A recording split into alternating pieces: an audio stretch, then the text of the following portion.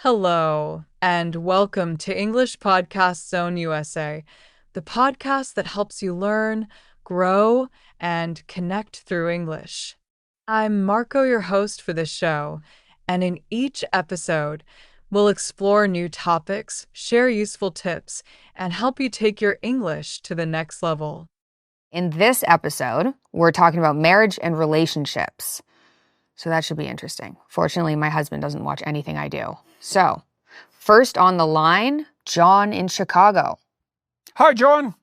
Hi, Dr. Peterson. Thank you for having me on the show. Yeah, thanks for offering. I'm 53 years old. I've been divorced for about 9 years. During those 9 years, I've purposely devoted a very substantial portion of my time, effort, and attention to my son and his predisposition for acting.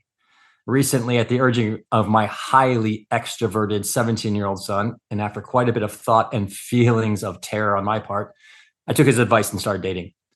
Thankfully, after taking that step, I've started dating a rather fantastic woman. During the adventure of our 5-month relationship, I've seriously discovered the importance of having an intimate partner in my life, and we've even discussed the possibility of spending the rest of our lives together. So my question is, based on the abbreviated description of my situation, what's some advice that you could give a man my age on how best to integrate, or maybe conquer, the ghosts of past relationships and life choices to properly set the foundation for a new relationship to last the rest of our lives? I have a program that you might want to try online called Past Authoring that helps people write an autobiography.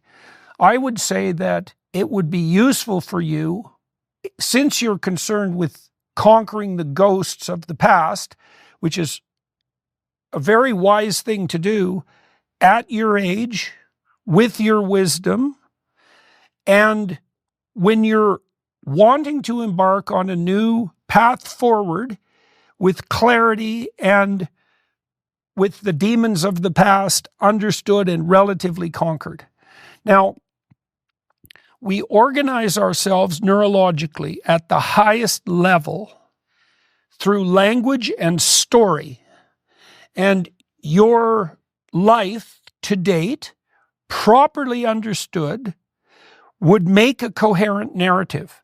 Now, that's hard because you have 5 decades to contend with, and there will be elements of your past that aren't well mapped. And those are the pitfalls. Everything you don't understand about your past is a pitfall waiting for you to fall into in the future. Now, one of the ways that you can understand where those pitfalls exist is that you'll have memories of the past that are still hot and active. They still have emotional significance. Now, if a memory that's more than 1.5 years old still has emotional significance, that's an indication from the anxiety alarm systems that you did not mine that experience for its full significance. And that means that you still have something to learn to avoid falling into that pitfall again in the future, which is what you indicated that you want to do. So I would say that you could profitably spend some time writing down your life. Now, the way the program works, and you don't have to do the program, you can do this on your own, is that it asks you to break your life down into 7 or 8 epochs. So sometimes people do that by their relationships. Sometimes people do it by their educational progression or their career transformations. Whatever way seems reasonable to you, or different chunks of age, whatever way seems reasonable to you to break down your life is fine. And then to think through what the most significant positive and negative events were, to lay them out in a way that helps you understand why the positive events were positive, what you did right, and what the circumstances were so that that positive outcome was most likely, where you went astray, how you contributed to that, how you might deal with that in the future. You want to do that in a manner that brings you up to date. And so that'll help exercise, and I don't mean physical exercise, I mean demon exercise. That'll help exercise the ghosts of the past. Now, the rule here to understand is the principle to understand here is the actual principle of memory. You do not remember the past so you have an accurate, objective record of the past. That's actually impossible because you can't have a comprehensive record of the past. You remember the past so that you can duplicate what was good about it in the future and avoid what was bad about it in the future. And that means you have to have derived the appropriate moral, which is the point, from the outcome. And so it's very useful to bring your narrative up to date. Then you know where you are. Once you know where you are, you can plot your future. You can plot your future together with your new partner. And so the reason I recommended this in particular, in consequence of this question, was because the core of the question was, what can I do to ensure that I'm not dragging the past into the future? It's like, understand the past. Understand the past, right? Delve into it. That's good. This is interesting because you get deep into it, and I've got some like practical tips because not just actually, because it's been a number of years that I've been remarried, but I went through something similar. What I noticed, try and figure out what your concerns are and, for lack of a better word, your triggers are. So I noticed that when I was in certain situations that were bad in the past, that had a similar pattern, I'd have an emotional reaction that was way off the charts. And I had to recognize, oh, I'm recognizing a pattern from the past, but this isn't the same thing. It just has certain similarities. Right. So that's a me problem. But then I'd talk about it with my husband, and he started to pick up on it once we noticed this happen a couple of times. And I'd say, okay, this is freaking me out because of what happened in the past. And then we'd communicate through it, which was really useful. Okay. So one of the things that you're pointing out is that, and this is extremely useful, is that you can watch yourself or your partner for emotional responses that are disproportionate to the trigger that recur. Okay. Now, to investigate those, you have to take a trip to Dante's Inferno. Okay, so the book, The Inferno, is a story of a voyage to the underworld, a voyage to hell. Now, here's the idea, is that so imagine there's a trivial trigger for a relatively profound emotional upset. Okay, that means there's something underneath it. Okay, how far underneath? Well, that's what you have to dig into to find out. Dante put the betrayers right next to Satan in the depths of hell, so to speak.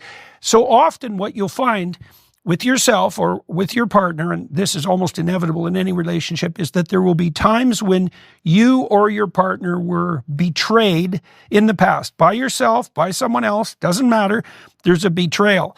And that has left you unable to trust and hypersensitive about any situation that's reminiscent of that. Yeah, and some exactly.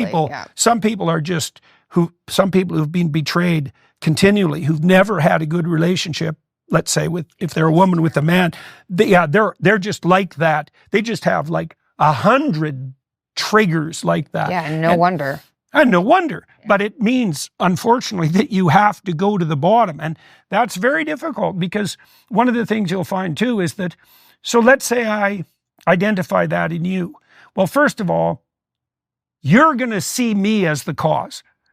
So that's hard. And then when I suggest that it's you, you're going to get defensive, partly because you don't want it to be you, and partly because there's a part of you that knows that there's something underneath that that's going to be very unpleasant to uncover. And then you're going to be irritable and get angry as a defensive mechanism. And then if I keep pushing, you'll cry and make me feel like I'm a bully.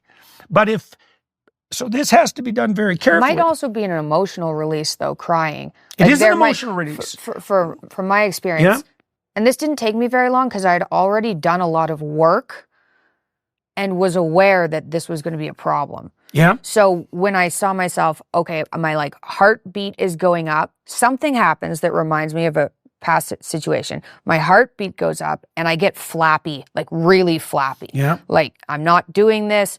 Absolutely no. Yeah. Huge boundaries. Yeah. And it's like, whoa, where did this outburst of emotion come from? And then I could go, okay, I'm scared. That's the main thing, is I'm scared, and that's not an appropriate response. I feel like what worked for me was like taking a minute and breathing and calming down and being like, this isn't the same.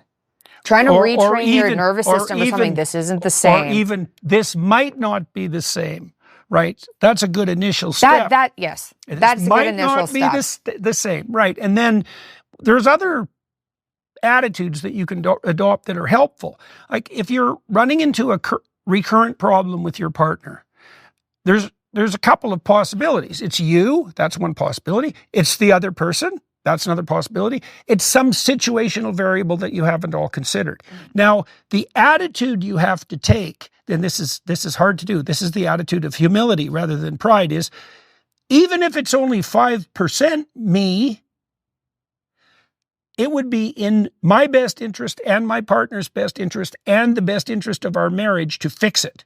So I'm going to listen to what this other person says. You know, part of your defensive mechanism and your pride is going to be, well, this time for sure, it's my partner. The probability that's 100% them is very low. And sometimes though, and then skedaddle. Yeah, well, it's convenient when that's the case. The reason that humility is a religious practice is because it's extremely useful to adopt the attitude that you might have something to learn, right? Because then you can keep learning. And the goal, the mutual goal should be, and this is why the marriage vow has to be sacred, it has to be deep. The aim should be, let's live in peace and harmony. Like, let's solve this. Not let's win. Yeah, that's for... Or I want to win. Yeah. More than let's win. Or something terrible in me wants to win. You don't win an argument with your wife. That you never win that. It's not... And if you win repeatedly, she just loses repeatedly. That's a very bad strategy. The goal should be, we'll talk about this badly, foolishly, but as the best we can until we've sorted out. And that's, the more the person you're with or you has been hurt, the harder that is. It's hard. And it often takes, especially someone who is not practiced at this, you know, they'll be upset about something. It can take them a week to figure out what's actually bothering them. It's very hard to get to the bottom of things. Yeah, you need to practice. But practice does work. Practice definitely works. Yeah. And getting your aim straight works. It's like, I don't want to have this fight with you for the rest of time. Well, remembering you like the person. If you like the person, that really helps. It's like, wait, no, I do like you. Well, it's a very good thing to remember, because that also helps you fight against the proclivity to win. It's like, you got to remember that you love the person. This is something you can really practice in your marriage.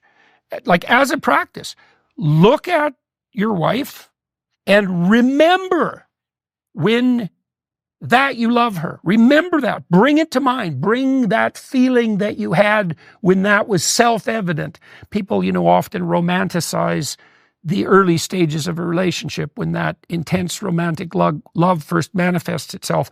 And everyone says, well, that declines with time. Well, it declines with time if you don't practice it.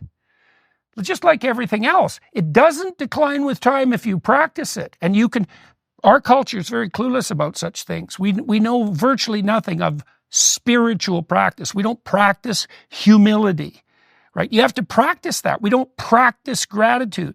To practice gratitude means you remember what you're grateful about and search for it genuinely every day or every moment. And you do the same thing with love. You have to remember. And that can really help you when you're trying to sort through something complex. And then you also have to have the trust that's courage rather than the trust that's naivety, right? It's like, I'm going to put you I'm going to put me in your hands when I'm most vulnerable, right? So you don't want to violate that trust. Yeah. And if you do violate it, then you want to sort that out, apologize, and try not to do it again. The other thing I would say, just to close this off, is you also have to allow your partner to do a good thing badly. Like when they first start to listen, when they first start to help and untangle, you got to let them flail about a fair bit. And you have to remember, since you're married, that it might take them 50 times to get it right. Just like it might take 50 dates or 50 meetings before you're even vaguely good at it. 50 negotiation sessions. So 50 isn't very many if you're going to have to do something 10,000 times in your life. Right? Yeah. People will often do something difficult twice, go on a date, for example, when they haven't been with each other for a long time. It won't go well, and they'll think, well, we're certainly not doing that again. It's like, oh, really? You're not going to do that again ever? And then that happens to people. Then they don't have any romance for decades. That is not wise. That's not wise. Are you tired of spending countless hours and dollars on health and beauty products that promise to make you look and feel younger without seeing real results? That's where Fatty 15 comes in. It's actually the first new essential fatty acid discovered in over 90 years, which is pretty incredible. This nutrient called C15 strengthens our cells and cellular level and has 3 times more cellular benefits than omega-3 or fish oils. What's really interesting is that up to 1 in 3 people might be deficient in C15, which can cause something called cellular fragility syndrome, basically when our cells become fragile and age even faster. When our cells don't have enough C15, they break down more quickly, and since our cells age, our bodies do too. The good news is that C15 actually repairs age-related damage to cells and protects them from future breakdown. Studies show that 72% of users report seeing benefits within 16 weeks, like better sleep, healthier skin, improved energy, and even smoother functioning joints. It's clinically proven to improve things like liver function and red blood cell health within just 3 months. Plus, Fatty 15 comes in this gorgeous reusable glass jar with convenient refills, shipping right to your door. Fatty 15 is on a mission to optimize your C15 levels to help support your long-term health and wellness, especially as you age. You can get an additional 15% off their 90-day subscription starter kit by going to fatty15.com/Peterson and using code Peterson at checkout. Up next, we have Tahani in Tennessee. Hello, Tahani. How are you doing? Doing well, Dr. Peterson. Nice to see you. Away you Good go. to see you. Okay, my name is Tahani, as you know, and I'm a stay-at-home mom to our 7-month-old son. And my husband, Michael, is the sole provider for our family. My husband's very hardworking and also eager to be involved in the home, but sometimes neither one of us knows what that involvement should look like from him. So first of all, how many hours a day are ideal for him to be home with the family, since he makes his own hours? And is it essential to take consistent days off each week, or should he just work and earn as much as possible? More importantly, when he is home, should it be diaper changes, bottles, and bath time, like being a Mr. Mom, or should he focus on playtime only? Basically, how can someone who works a lot make the greatest impact as a father? And what can I do as a wife to encourage him and support that involvement from my husband? So, for the first 9 months, in my estimation, the primary role of the father is to support the mother in her intense care of the infant and to spell her off. And so he should be focusing on the two of you. And how much he should do that is dependent to some degree on how much you need. And because his goal should be to make sure that you aren't overtired and pushed beyond your capacity. Now, whether or not, how much he should work and make money, that's something you guys have to negotiate, and you will have to negotiate that with your own level of exhaustion and need. Now, having said that, I would also say that those first 9 months, when the baby is really a dependent infant, are also a time where the father can begin to establish a relationship with the child. And any of that care that you described that's practical, feeding, changing, etc., is a way of doing that. But holding the baby and starting to play, like even with a very young baby, say 6 months, 5 months, a father can start to play games. So one game you can play with a very young infant is to hold the infant up and to make eye contact, which infants quite enjoy, and you can make a little sequence of noises, like a little melody, or count 1, 2, 3, tap heads, 1, 2, 3, tap heads, 1, 2, 3, tap heads, 1, 2, 3, then don't. That's a little surprise, because a game is often, especially with an infant, a game is the establishment of a predictable routine with a surprise variant. And you'll see babies will laugh about that. Now, if the surprise is too great, they'll cry. So you got to kind of calibrate that. But that's a very simple game. And men are particularly good at playing with young children. And when men are playing, what they tend to do is to push the baby outside of his or her zone of simple comfort into the zone of intense play, into being thrilled often. And they do that by like pushing the baby in various ways beyond his or her ordinary physical limits, stretching, lifting up, lifting down, flipping. And all of that is a way to help the baby explore the limits of his or her own physical being, the distinction between pain and pleasure, and to develop trust. Like the most important thing that your husband can do, apart from supporting you and making sure you're not burned out and unable to enjoy and be fully engaged in what you're doing, is to play with the infant. Now, that play involves the sorts of things I described, but also the physical contact and physical touch is extremely important to infants. And so the goal of your husband is to push the baby continually to his or her physical limits in a manner that both find enjoyable and it's enjoyable because there's an element of fun and surprise to it, but there's also an enjoyment in the mutual understanding that develops and the bond that exists because of the trust. Another way of analogizing it, I would say, is your husband is going to dance with the baby. One of the things you see with kids that aren't attended to enough physically, especially as they get to be around 3, is that they're vague in their attention and they're uncoordinated and ungraceful in their movements. The Taoists would regard that as the state of being an uncarved block. And what you see in children like that is they haven't been attended to enough. They haven't been sharpened up, and men who are attending to their children intensely sharpen them up. They keep them on their toes. They play little tricks on them and they make sure they're awake and they push them to their limit. And they do that in a manner that's confident and playful. And that makes the child understand his or her embodiment much more deeply and also establishes an immense love of play and a solid basis for trust and adventure. And that's a man's role. So now women can... What about... Yeah. So I had this conversation with Mom actually a bit ago because I work from home and I have for 7 or 8 years.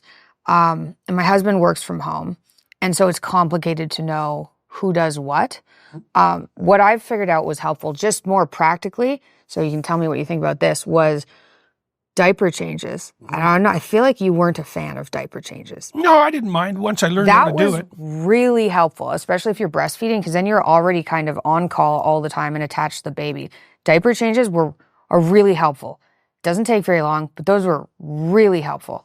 And then she asked about how much per day, which is hard to say too, but you mentioned enough so that you're not resentful, basically, and that you're still enjoying the baby. Yes. And we figured that was at least a little bit in the morning, a little bit in the evening. That's minimum. Mm-hmm.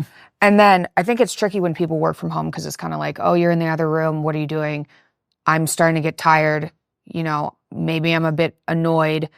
And taking like 5-minute breaks to come say hi is really beneficial too.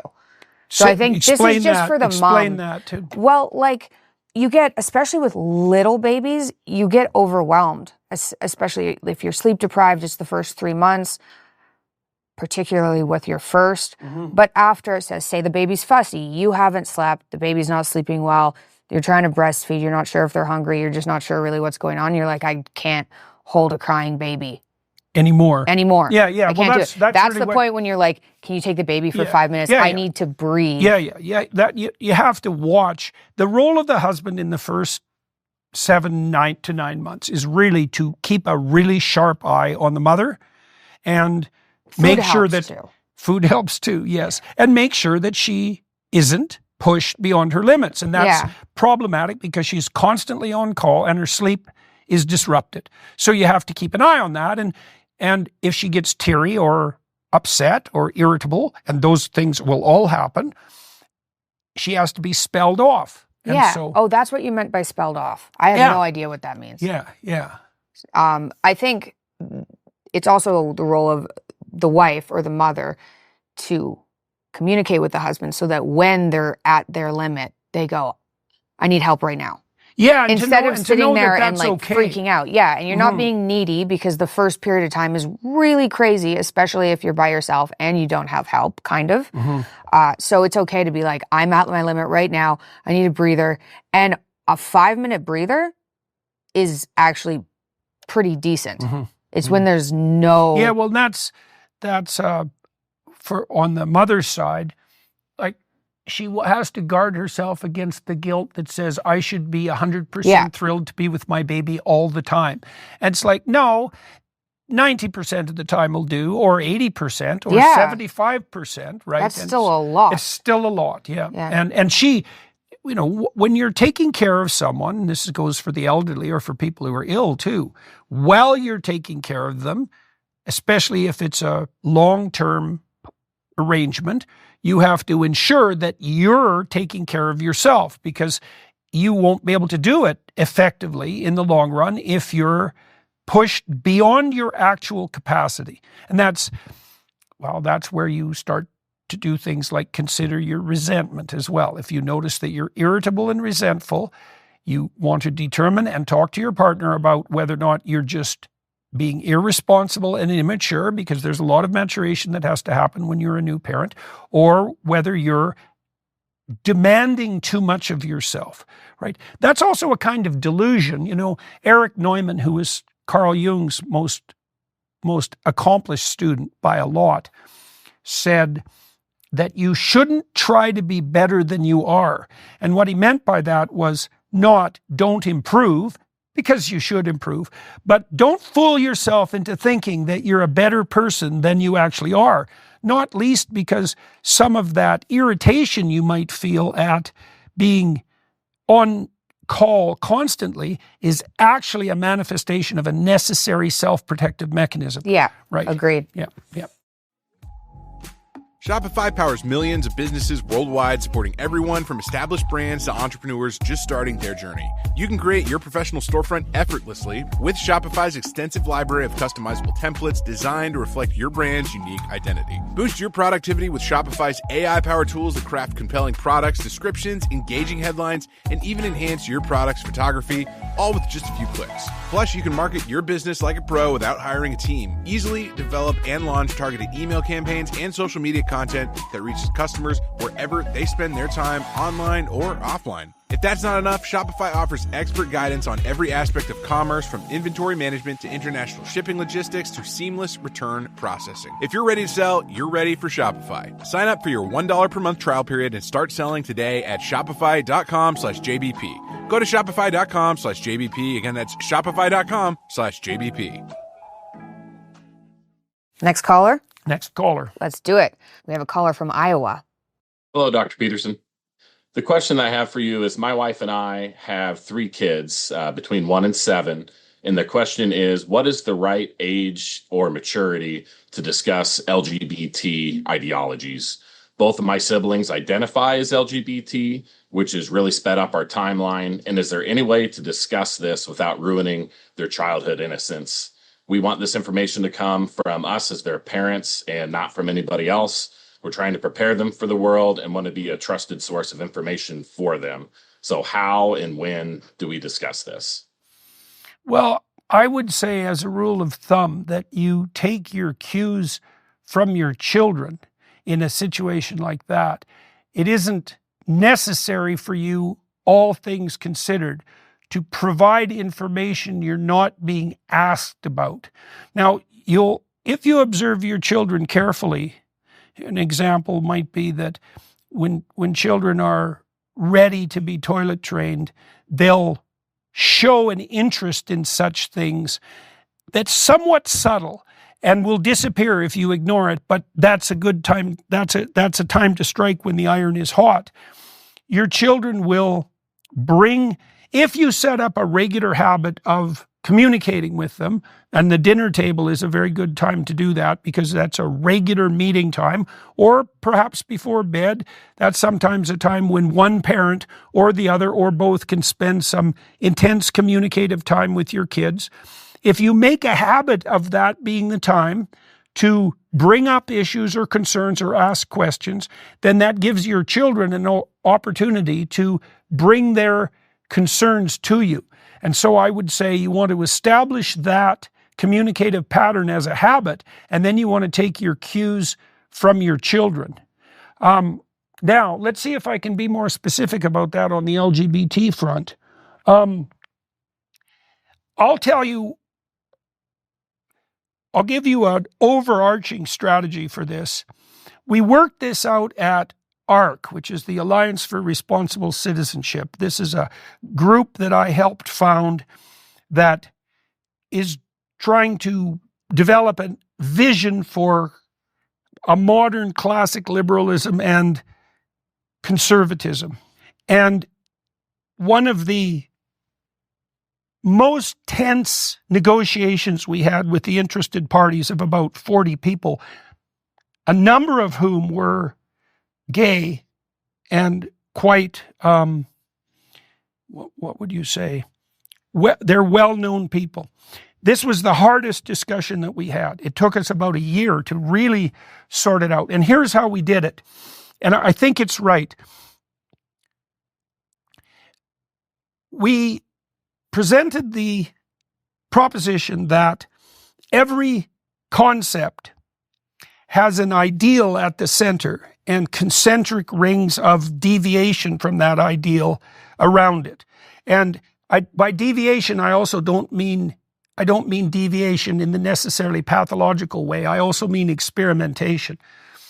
The core of sexual identity that's socially harmonious and productive in the medium to long run has to be long-term, monogamous, committed, child-centered, heterosexual couples. It has to be. Well, why? Well, because that's the only arrangement, the minimal arrangement that ensures average contentment, satisfaction, stability for children, propagation into the future, and the foundation for culture. Okay, now you have the ideal in the center. That's the flag you plant in the center. Now you face another conundrum. It's like, okay, well, fine, but who approximates that ideal perfectly? And the answer is really nobody. No marriage is always happy. 40 to 50% of people are likely to get divorced. There's no shortage of single parents. And there's the LGB. I'm not going to include the T because that's just going too far in my estimation. Community. There's all sorts of ways we deviate from the ideal. And some of that's a matter of experimentation. There are other forms of family that can work, although I would say the farther you get from that core ideal, the more difficult it is to make it work and to integrate it. And so that's the sort of meta strategy. So then, knowing that, you can say to your children, look, if you deviate from that path, it's going to be extremely complicated for you at minimum. It's also complicated for everyone else. Now, if you're willing to take on that responsibility and you feel compelled by necessity to wander away from the ideal, then understand that that's going to be difficult and also inevitable over the course of your life. And what does that mean? It means have some patience and tolerance, because you're going to deviate from the ideal, just like people who occupy different forms of relationship. I don't know a better way to conceptualize that for kids. Now, your kids have to be somewhat sophisticated to understand that, but I think if you let them ask the questions, then you'll know when they're ready for the information. I wouldn't act precipitously even to inoculate them, so to speak, against the ideology. If they're disturbed and you've set up the situation so that open communication is possible in the household, and they encounter something at school or among their friends or online that's confusing to them, then they'll bring that to you, and you can answer enough so that they're satisfied. And then you can wait for the next questions to arise. I don't really know a better way of dealing with it than that. I like that answer. We managed a consensus among the ARC group, which is composed of people with very diverse viewpoints.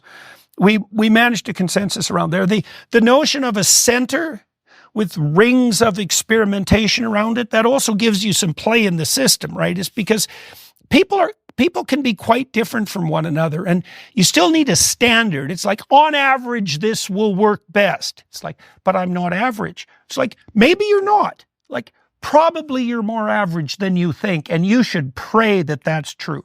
Because if you really are different,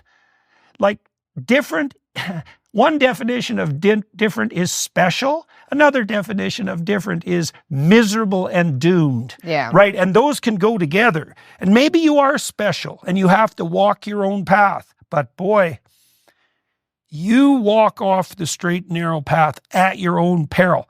That doesn't mean it isn't necessary. It might be necessary. I don't think kids care. I remember when I was young, and I feel like you used to pull us out on days. We'd have these random homeschool days. I don't know why we were pulled out on certain days, but I feel like it was to avoid certain indoctrination things that were already happening in our school. But Julian had a really good friend whose parents were lesbians. Mm-hmm. I don't think anyone cared, really. They're like, that's different. Well, we didn't really think about it. We were just like, that's not a mom and a dad. It's a mom and a mom. That was about it. That's also the kind of tolerance that I'm talking about. And I think that that's quite typical. That was very typical in Canada in the 1990s. Yeah. Like the basic, we had already established the social milieu that the progressives now claim to be aiming at. Oh, I know. Nobody cared. And then they just destroyed it because now we don't have that anymore. Right. Now we're less tolerant. Where we lived in particular, no one cared. No one cared if you were black. No one cared if you were Asian. No one even really noticed, especially the kids. No one cared if you were gay. The rule was, don't be too annoying and assume goodwill, and everyone will get along. And that worked. And then all hell broke loose around 2010. And much of that fell apart. And I could see some of that starting to happen when you guys were kids. But mostly like 2000. You were also raised in quite a progressive milieu. I mean, you went to alternative schools. The neighborhood we lived in was champagne socialist. And none of that was a problem for me until 2016, even. And then, it went sideways. Yeah. That's for sure. We've all heard common myths like we only use 10% of our brains, but here's one that might actually shock you. Thread count is a huge myth that people believe when shopping for sheets. Thread count is simply a measure of fabric density and isn't actually a good indicator of quality. If you truly want great sheets, you need to look at thread quality, not count. That's why Boll & Branch focuses on using the highest quality organic cotton threads, creating long-lasting sheets that actually get softer over time, rather than relying on inflated thread count numbers to impress customers. Boll & Branch sheets are crafted from the finest 100% organic cotton in a soft, breathable, and durable weave that delivers quality you can feel from the moment moment you touch them. What makes them even more special is they become softer with every wash, improving over time rather than wearing down. With their 30-night worry-free guarantee, you can experience this exceptional comfort risk-free, ensuring you'll love how these premium sheets transform your sleep experience. I gotta tell you, a little while ago I was camping, I was in a tent, it was hot. I could not wait to get back to my Boll & Branch sheets for a good night's sleep. Feel the difference an extraordinary night's sleep can make with Boll & Branch. Get 15% off plus free shipping on your first set of sheets at bollandbranch.com/Peterson. That's Boll & Branch, BOLLAND branch.com/Peterson to save 15% off and unlock free shipping. Some exclusions do apply. We have a pre-recorded call from a viewer in Beijing, China. So that's cool. Yeah. Well, I'm looking forward to that. My name is Mihnea. I'm from Romania and my wife is from India. We live in Beijing, China. We have 2 boys who were born in Beijing. Their ages are 2 and 4. The children have Romanian passports.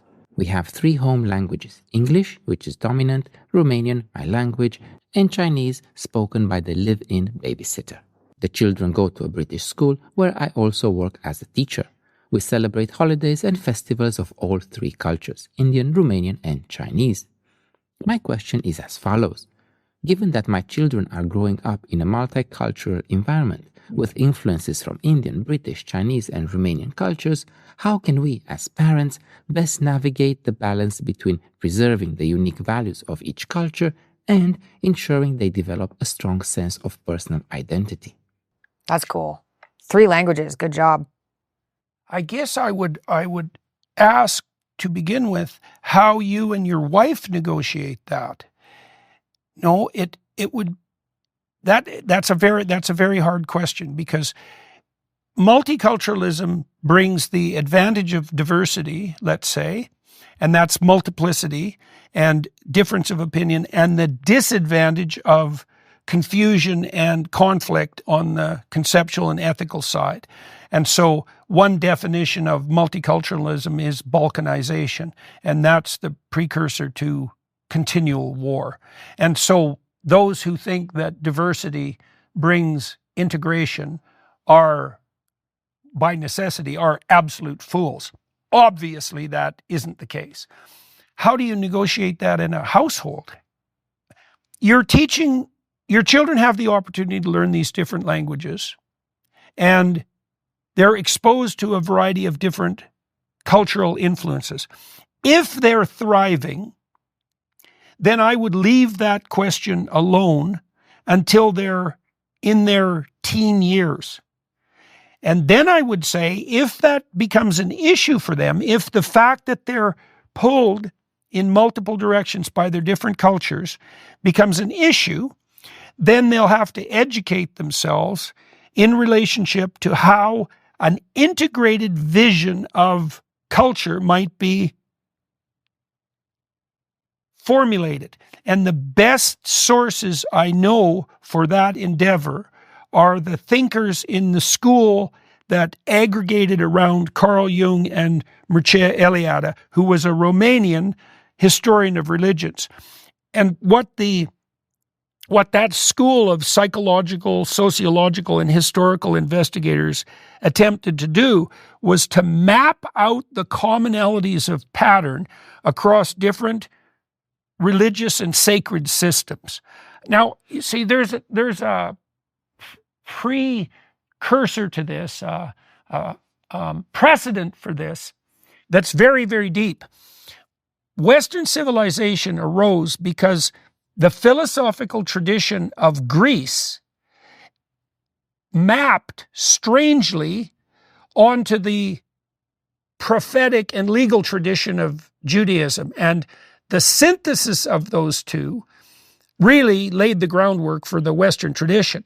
And what you saw in Greece was the emergence of a conceptualization of logos, and you saw a parallel emergence of a conceptualization of logos, particularly in Christianity. And it turned out that there was a parallelism between those two that allowed them to be amalgamated.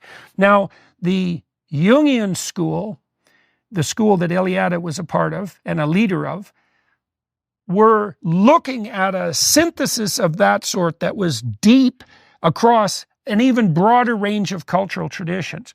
And I don't know of any thinkers that did a better job of pulling together across that diversity than that school. I would like to think that the work that I've done, particularly in my book, Maps of Meaning, in We Who Wrestle with God, I'm working on that as well in a new book called The Foundation of the World, which is an analysis of the gospel stories, is a continuation of that integration tradition. See, you're asking a very difficult question, which is how do you bring harmony out of radically different cultural traditions? And what you look for is profound commonalities, but you have to go way down into the structure of the beliefs to find those commonalities. And you won't only find commonalities. So this is a massive, you're asking the same question as how do you bring a monotheism out of a polytheistic state? These are questions that take cultures thousands of years to answer. And so it's very difficult to do something like that in the span of your own life. If you feel obligated or required to do that, I don't know of a better source of information than the writings of the school that I just described. Carl Jung's works, Mircea Eliade's works, the work of the Bollingen School. They're the people who did this properly, as opposed to the postmodernists who just accepted radical fractionation and diversity as the desired end goal, which is clearly not the case for you. You want something to emerge for your children that's integrated and foundational.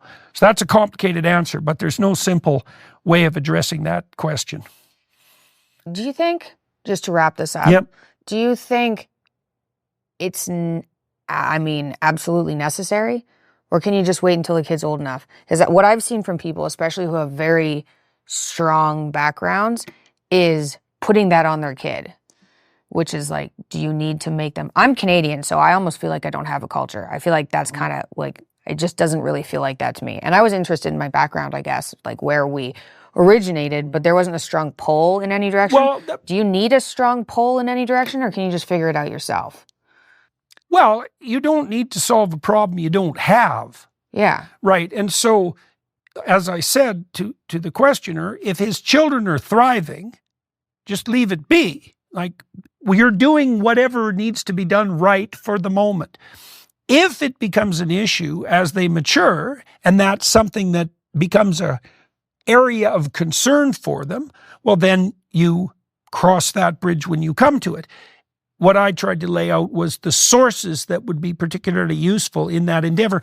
In more popular culture, people have found their path to this kind of integration primarily through the work of Joseph Campbell, right? And his work on the hero myth, because one of the things that seems to unite cultures at a very deep level is that the traditional narratives of diverse human cultures have a structure that